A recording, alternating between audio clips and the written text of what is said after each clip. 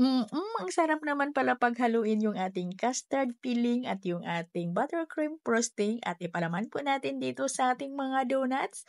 Ay, abay, ang sarap naman pala at talaga namang balik-balikan ito ni Suki. Kaya tara na mga ga, gawa na po tayo. So ngayon gawa tayo ng 1 kilo ng first class flour at yung yes, bread improver at haluin. Pwedeng gumamit dito ng all-purpose flour. At dito sa ginawa nating butas sa gitna ay ilagay natin dito yung ating asukal, itlog, vanilla extract at yung asin at lagyan natin ito ng evaporated milk at tubig. At tunawin muna natin yung ating mga dry ingredients bago natin basain yung ating harina at masahin hanggang sa mabasa yung ating harina. Gagamit lang ako dito ng margarine, pwede kayong gumamit ng shortening, pwedeng butter. At masahin lang natin ito ng mabuti para maghalo lahat yung ating mga ingredients. Pakinisin niyo ito mga gas sa inyong mga spiral mixer kung meron lang din naman kayo or di kaya yung dough roller machine. Kung wala naman ay pwedeng masahin ng mano-mano. At dahil dito sa 1 kilo natin na harina ay gagawa tayo ng 2 flavor or 2 kulay. Kasi yung ilagay natin dito ay yung food color lang. Maglagay tayo dito ng food color chocolate brown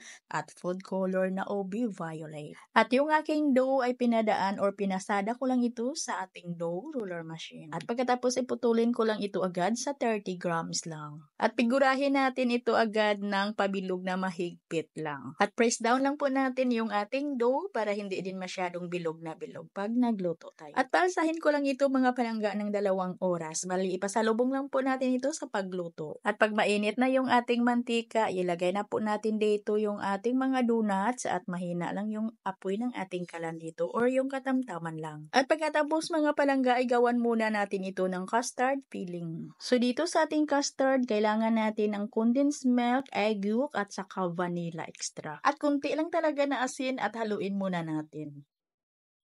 At lagyan natin ito ng cornstarch at evaporated milk at haluin at isa lang natin, lutuin natin ito.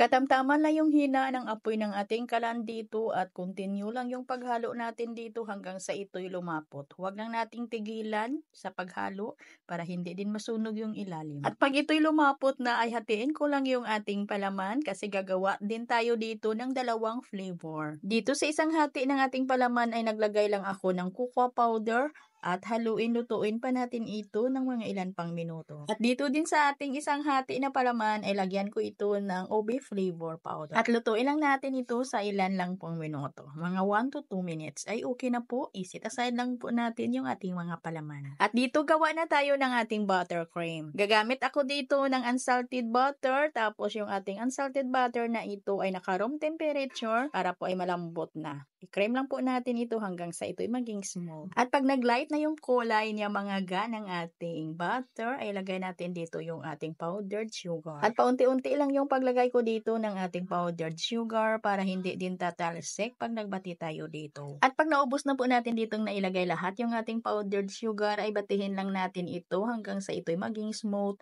na hindi na magaspang yung ating buttercream, na yung halos natunaw na yung ating powdered sugar na tuluyan na talagang malambot yung ating buttercream. At kukuha lang tayo dito mga ng kaunti lang po ng ating buttercream. Dito ilagay natin sa ating palaman. At kailangan yung ating palaman ay malamig na po ito para hindi din matunaw yung ating ginawang buttercream. Kunti lang po talaga na buttercream yung kailangan na ihalo natin dito. Mga 1/3 cup lang. At gagamit lang tayo ng matulis na bagay para pangbutas natin dito sa ating mga donuts. At overload or maraming palaman yung nilagay ko dito.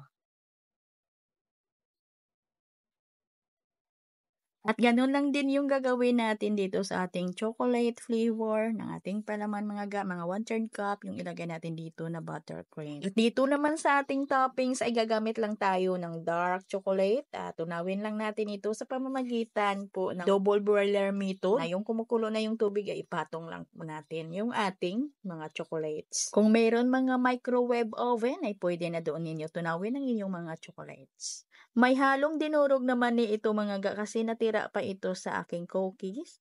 Ito po yung aking ginamit na lang kasi sayang din.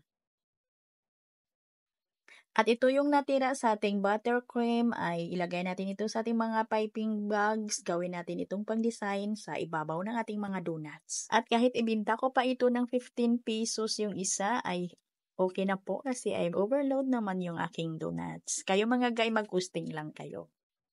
At naglagay ako dito ng neps para pangdagdag lang po design dito sa ibabaw ng ating mga donuts. At hanggang dito lang mga guy yung ating video. Maraming salamat at bye-bye.